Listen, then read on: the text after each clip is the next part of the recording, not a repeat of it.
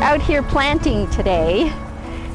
My daughter and I saw the sign at the post office that it was time to plant the daffodils, and we thought we need to do this. We love seeing them every spring, and we thought this is something we need to do to be a part of our community. So we're here planting on this gorgeous day in December. I like helping the community, planting flowers, because, you know, it just makes it look beautiful. I really like the way the bulbs grow. It's like a really interesting flower. Like all the other flowers are just little seeds. And then I just like the shape of this. These bulbs, it's like, when you look at them now, they don't look like that much, but when they come out of the ground, they're going to be beautiful. Here we are. We've got 2,143,719 daffodils in the ground. And today we're putting in another, I'd say 500. And it's just a glorious thing to do, you know, watching the eruption in the spring of these flowers all over the place. It just makes me want to smile. The whole concept of the Daffodil Project, I honor the people who have tirelessly been involved in it for years and years, and the beautification of the community in a natural way. And every spring, as I drive around Julian, I'm filled with gratitude for these people who've shown up year after year. And I don't think that our visitors who come realize the effort and the commitment that has gone into this.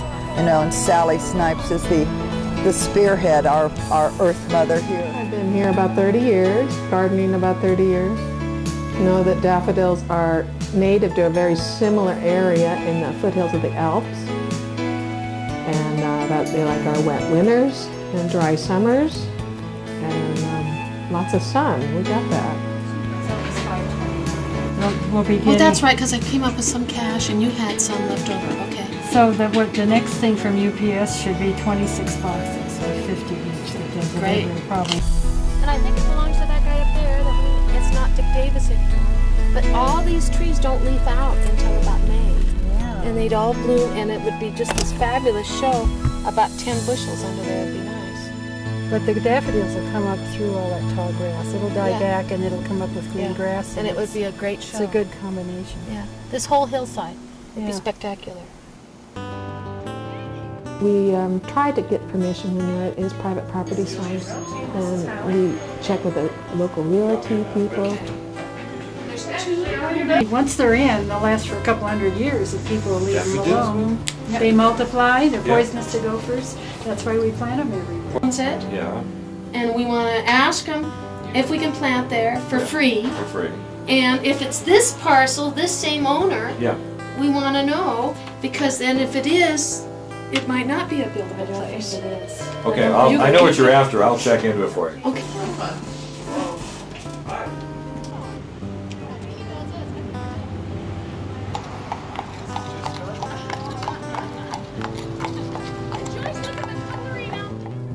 In the first few years, we didn't have a whole lot of volunteers come forward. But after they started seeing, they thought we were just crazy. But after they started seeing what we were doing and the results, more people came forward, and more people enjoyed it, and they started seeing the whole cycle and how beautiful they are and how they do come back. See, the whole family comes in all different kinds. There's a double here that's pretty spectacular. These guys get so heavy they fall over, though. This is a nice one with a dark center. This is called a false. These are the sixth graders, and it really helps them understand the cycle of things. A lot of them don't even know what a bulb is and how it reproduces. And if we can get them involved, we think that they'll have a little more pride in their community. At least 6 inches, a hole at least this big, okay? And if you dig a hole about this big, I have a sample here, this hole, and it's just the size of, okay, somebody said it. Daffodils. Yeah, daffodils, okay, they're not tulips.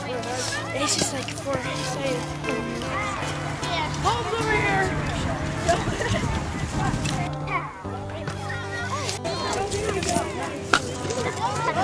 Excuse me.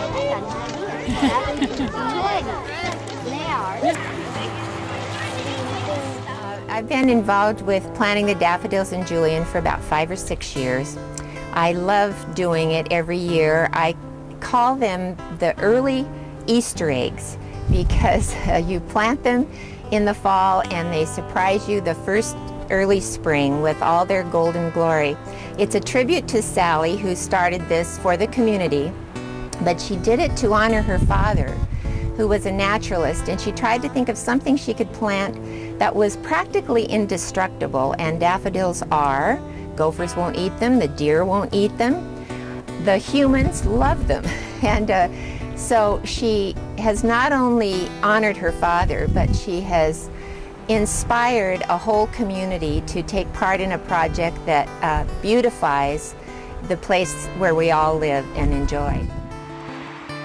That Pine Hills Corner was probably 1992, and it's come back with wonderful vigor every year. Yeah. So not every place they're happy, but when we find a happy spot, they really multiply. The season can last from, say, the end of January all the way through into April.